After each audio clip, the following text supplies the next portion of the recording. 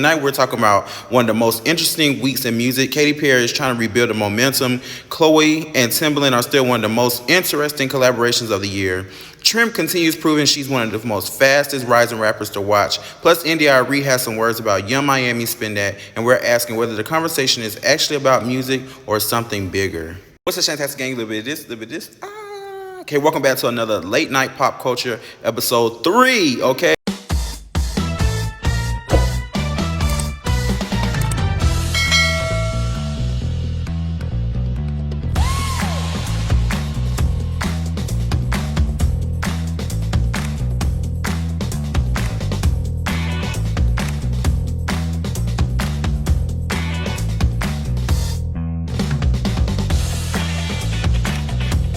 What's up, Shantastic Gang? A little bit of this, a little bit of this. Welcome back to another episode where we talk about music reviews, dance videos, reactions, etc. Where we talk about all that shit. Okay, so first, let's talk about Katy Perry. Watch It Burn. I thought we learned our lesson from 143. Like, I don't understand what's going on and why we keep creating the same type of music. It's not working anymore.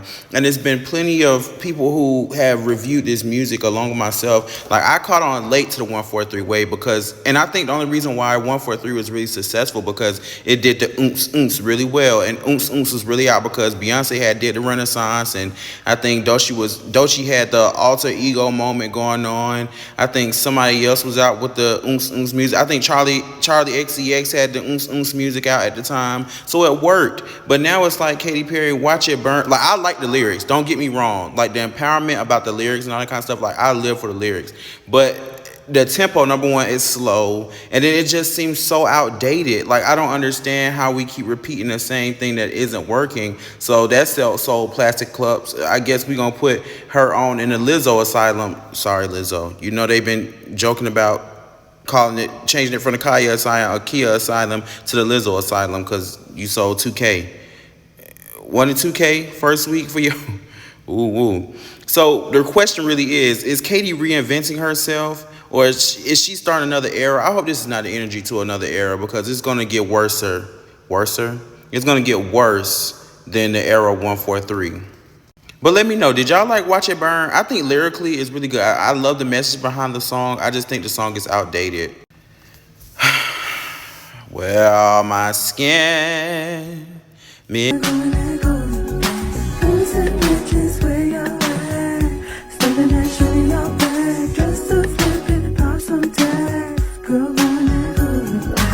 I've been seeing so many remixes of like Young Miami Spin That, and like how they said Arie was supposed to make a singy version of Spin That, and how basically a lot of people are torn between how they feel about it. And I feel like we make this same conversation every single time around specific artists and what we feel like the black community should be doing and should be progressing further as. Like, we had this conversation when Megan Thee Stallion dropped music. We had this conversation when Sexy Red dropped music. We had this conversation when Lotto or any other female rappers really dropped music. And even recently, Nicki Minaj was on somebody Christian podcast and said, oh, my music influenced so many people to buy this culture or buy this brand or live your life a certain type of way, because that's what celebrities do. Celebrities, they sell you a bunch of things, whether it's subconsciously or directly in your face. And I do understand because I say this all the time when I listen about Sexy Red's music. Like, I get it. But what y'all not understanding is, okay, I've seen some videos that say that there's no teenage music anymore. It is if you look for it. I feel like if you look for one thing, then you're gonna constantly get that. My point is, if you're gonna go look for Kids Bop music to play in front of your kids, you're gonna find Kids Bop music to play in front of your kids. Because I most recently went to my family reunion, and I didn't think that it was like music like Kids Bop made for the kids still. But just as if it's Toy Story 3 or it's the Minions movie, it's still things out there being made for kids. So I don't like when our community try to say all the time, oh, well, you don't understand it's the frequency. Well, yes, I do understand the vibrations and the frequency. And if you keep saying, because I'm going to take this back to when I was singing Slater, I'm a bro bitch, da da da da da da da. triple whole shit, da da da, that at the yard. So, and I was like, damn, am I really gonna keep singing a song that says I'm a broke bitch?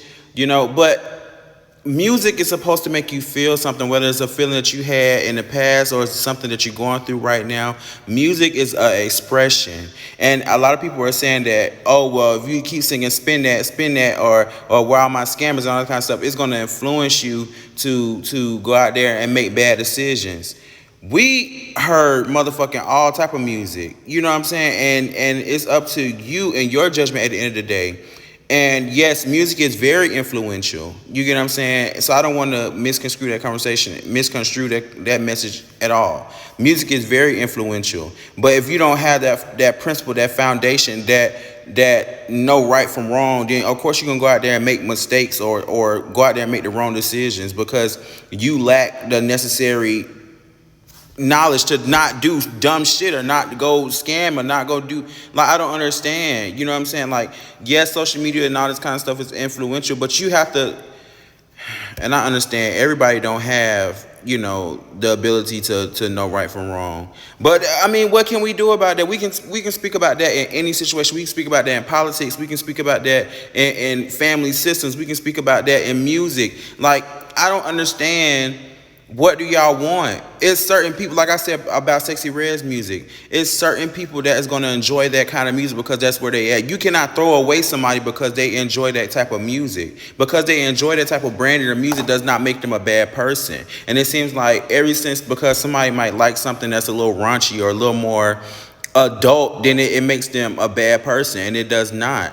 Now, if you want to involve your kids in something, you cannot control what other people do with their kids, and I feel like that's the main problem that a lot of people have is the relinquishing of control. And y'all keep thinking, oh, it's the music industry this, the music industry this. Well, if enough of y'all raised up and said we don't like this and we not supporting it, apparently somebody lying about the streams or the machine. Okay, so when y'all start telling the truth about who's streaming it, who's buying it, who's supporting it, then we can have this conversation about respectability, politics, and black people and how we trying to move the community. But until then, I don't know what else to say. You cannot just let one person, get on the internet and then here go your mind say, oh, now let me jump. No, you should already been preaching that same message, and you can't individualize it. You get what I'm saying? Because just because it's spin that today and it's another song tomorrow, and because you like that song, then you gonna ride with that song. That's what a lot of people do. They bandwagon the idea. Oh well, I feel so. Let's just say I like Get It Sexy or I like Hoochie Coochie, but I don't like Spin That, or I don't like Yum I Am because what she did with Diddy, or she wrote the letter so Diddy could get out. You know what I'm saying? It's very contradicting. Or Future made some music because he about to drop an album and he started talking about fucking bitches and doing all that kind of stuff and popping drugs and lean and all that kind of stuff. Then all of a sudden it's cool. When Lil Baby talking about it, when Drake talking about it, when Boss Man D-Lo talking about it. You get what I'm saying? So don't make it circumstantial when it comes to Young Miami. Then you need to do it all across the board. You get what I'm saying? Don't just do it for Spin That because she's getting some traction. Y'all need to be attacking this across the board. You know what I'm saying? And don't falter. And that's just how I feel about it. I feel like Young Miami, even though she's made some mistakes in her past, and we don't know a lot of things that she had to go through along with that Diddy situation. It's just very imperative that we make our own decisions and know what's best for us, and we teach our children and our loved ones and our co-workers, whoever that we can, who has an ear and a good head on their shoulders, that hey, this is right from wrong, and if you can't, then you can't. So let me know, where do you draw the line between artistic freedom and objectification? Do you think that Spin That is really destroying the black community, or do you think people are just up in the outrage for no reason? So I'm so excited to talk about Trim. Her momentum, personality, confidence, the comparisons to Nicki Minaj. Didn't Nicki Minaj say if anyone was copying her, she want them going immediately, to block them, not support them? She said that about every single rap girl, don't she? And speaking of that, she was just in the White House, right, with Donald Trump, saying that that's her favorite president ever. I've seen a lot of people saying, if you still stand behind Nicki Minaj to this day and you LGBT, QIA plus or whatnot, or just in general black, then you are delusional. Listen, people gonna stand behind who they stand behind. And y'all gonna have to stop getting mad for that. People gonna be people, and when y'all let people be people, a lot more people will be peaceful. When you let people be people, a lot of more people will be peaceful, okay? But I feel like Trim has the energy. I feel like she's hungry. Like she wants to be out there. The only thing is like she's so young. Like I think she's only what 19. And in her new cipher like snippet thing, she said by the 20 by 21 I'm gonna have plaques. I said okay, Miss Trim, period, girl. But make sure you go check out my review of her new song Nobody with Mana Leo, because it's fire. And I love everything that Trim really has going on right now. She's lit, and hopefully she keep dropping bangers. So let me know, do you think that Trim is up next? And let me know some things that you think a female rapper needs to be a star. I love you better than she can, so you know that you. Well, one of my favorite songs for real from this new Resurrection project is "How Can You Make It on Your Own? How can you make it on your own? How can you make it on your own?" I feel like that. Mama's Boy, Jittery, what's it? Main Attraction, Too Attractive. So I really want to know, why does this collaboration surprise people? Honestly, do you feel like it's Aaliyah coded or Aaliyah inspired? I've seen a lot of people on Twitter talking about that this era or of Chlöe is just musically it sounds like Aaliyah, and she just did a tribute, right? Normani, Chlöe, Brandy, Maya. I feel like Victoria Monet should have been there too, but she's on tour overseas with Bruno Mars. This project comprised Timbaland's production, Chlöe experimenting again with her sound. Do you think she has found her lane, like far as in like R&B? Because that's what a lot of people keep talking about, like music-wise. Have they found a lane? Have they found who they are and what their sound is? I think Chlöe been found what her sound is. I think she really kind of honed in on it after In Pieces a little bit after In Pieces when she did Trouble in Paradise. I definitely think that was my closer to her sound, but it also reminds me of Coco Jones making a video saying like before she drops her next album, she really wants to know like what is her sound, what's her direction, what does she want her fans to know about her, and how do they know that this is a Coco Jones project, you know what I'm saying? And she was like, she's tired of just a lot of people saying that she almost has it, and she's right there, but she just not on target. It's not saying it's a staple of Coco Jones. It's just, oh, that's Coco Jones music. You know what I'm saying? Not, I know this is Coco Jones when I listen to it. So I definitely want to think I know this project is ongoing right now, Resurrection. I know she's, doing all the promotion. She got that new movie out called Strong. But what do y'all think is next after this project? Do you think we get some more music videos? I know her and Timbaland have been dropping music videos slowly. I think she just did the music video to On Your Own. She got one out for, what's the other one? Priorities. And Better Than She Can. She got videos out for those, so y'all should go check that out. So I think I thoroughly been enjoying it. I make sure y'all go check out my review on it. Like I said, I like songs like Jittery, I like Priorities, I like World on Fire. World on Fire is probably my number one. The world's on fire, but I'm safe with you. Boom, boom. I really like that song. The world's on fire.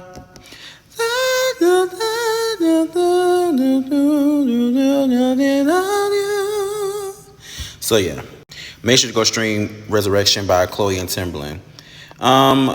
What do y'all think is the song of the summer? And what are people sleeping on? Artists who need deluxe editions, rollouts, wins, and rollout failures. So we definitely have declared that Spin That by Young Miami is, the number one song. I think it just reached number one on urban radio. I think it's in the top 20s on the Billboard Hot 100. What song are people sleeping on? I'll just say the whole Chlöe Bailey and Timbaland project Resurrection. People are sleeping on that. Artists who need deluxe editions. I think Harry Styles needs a deluxe for his album. That was really good. I think Bruno Mars needs a deluxe for his album. That was really good. We're waiting on Slater. Slater is about to drop her deluxe to Worst Girl in America. Bruno Mars, The Romantic, and Harry Styles. What was it called? Something After Disco is Love or something like that. Yeah, so that's why I think albums low-key now need a deluxe. And rollout wins and rollout failures. Lizzo rollout was going good, and then she started putting the paper up on the wall. She started talking about Nicki Minaj and all that kind of stuff. So I just feel like that. I feel like her engagement on Twitter was a rollout win, but her rollout for the album was a rollout failure. Who else are we talking about rollouts?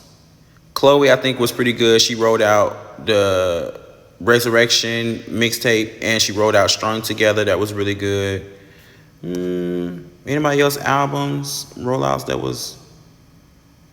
Rollouts have kind of been weak this year. Well, Trim had a good rollout too. She had a good rollout for coconut water and got a coconut brand deal. The Nobody... Well, she's been working her Gen Z power, so I'm proud of Trim. Oh yeah, Mana Leo. Even though I'm not saying that her being hospitalized is a part of her like rollout, but using that whole momentum behind that, the whole pink color, talking about her closet, her favorite perfume, all that kind of stuff. I feel like that the rollout to Everything Pinka featuring Tizo Touchdown was really good. Megan Thee Stallion with her Ninx, her swimwear, and now her hottie. What's her name of her hottie perfume? Make sure y'all put it down in the comments below. But Megan rollouts have always been top tier, and she just, like I said, she just rolled out her perfume, and it's already sold out on her website. So that's been fire. That's what the rollouts I've been thinking about lately. So what's your favorite release of the year? I think my favorite release of the year so far, like musically wise, is probably Drake. 3 albums, I'm not even gonna lie. Or Beyonce on July 4th. She just released Morning Dew. Yeah, so Beyonce just released Morning Dew on July 4th. So I think that is one of my favorite releases. We just talked about some of our best rollouts. So, yeah. So I have some questions for you before I get out of here. Is Katy Perry actually making a comeback? Is it possible in the 2020s for Katy Perry to make a comeback? Because I feel like with 143 and now Watch It Burn, it's not working for Katy Perry. Is Trim being unfairly compared to Nicki Minaj? I know we had a huge conversation about this under my reaction page, where we were talking about how Trim actually took a page out of Nicki Minaj's book and just copied and pasted to herself. And my thing is about that is we can say the same conversation for Nicki and Lil Kim. I'm sorry, like, we just have to be honest. Nicki Minaj was one of my favorite. Let me just say this so I can clear the air, and then I'm gonna leave it alone. Because I seen Cardi B, and I love Cardi B. I think Cardi B is like the visual queen. The visual queen. When we give the queen of rap a title, to me, it will always be Nicki Minaj. Like, separating her political beliefs, just off talent and what she has brought to the game, she will always be the queen of rap to me. Now, do we prefer Cardi B and all the rest of the girls? Yes. But when we talk about the title of queen of rap, it just has to be Nicki. So I don't know. All the other girls, they can act like they're not inspired, act like they don't know who she is, because they would be publicly ashamed for aligning with her or even speaking her name. But if we're just being 100% honest behind who the inspiration is, we know who it is. Is Chlöe finally making the music that fans wanted? I hear a lot of good positive feedback, especially about Better Than She Can. I see a lot of fans like that. Do y'all think Arie is being too hard on the culture or criticizing Young Miami too much about Spin That? Has TikTok replaced the radio? Are we getting a lot more TikTok bops than actual retainable music? And are album rollouts becoming more important than albums themselves? Because it seems like a lot more budget is going into the advertisement than the actual music. But that's all I have to say for this late night pop culture moment. If you got anything else to say, make sure you leave it down in the comments below. If you got any other music to put me on to, make sure you leave it down in the comments below. Don't leave it all to Pop Bass, because Pop Bass be keeping me in tune, okay, with all the new songs and releases. But make sure to put one of your favorite songs down in the comments below. I think Somber just dropped a new song too, or is it coming? It's coming soon. So, yeah, stay tuned for that. If nobody told you all year, all month, all week, all day, I love you. Thank you for watching. Make sure you like this video, hype this video, share this video with your mom, dad, your uncle, your auntie. I'm always dropping a video, whether it be dance, whether it be reactions, whether it be movie reviews, every Monday, Wednesday, and Friday. So make sure you tap that subscribe button and you tap the notification bell so you can be notified every time that I post a video. And I can't wait to see you all in the next video. Bye for now.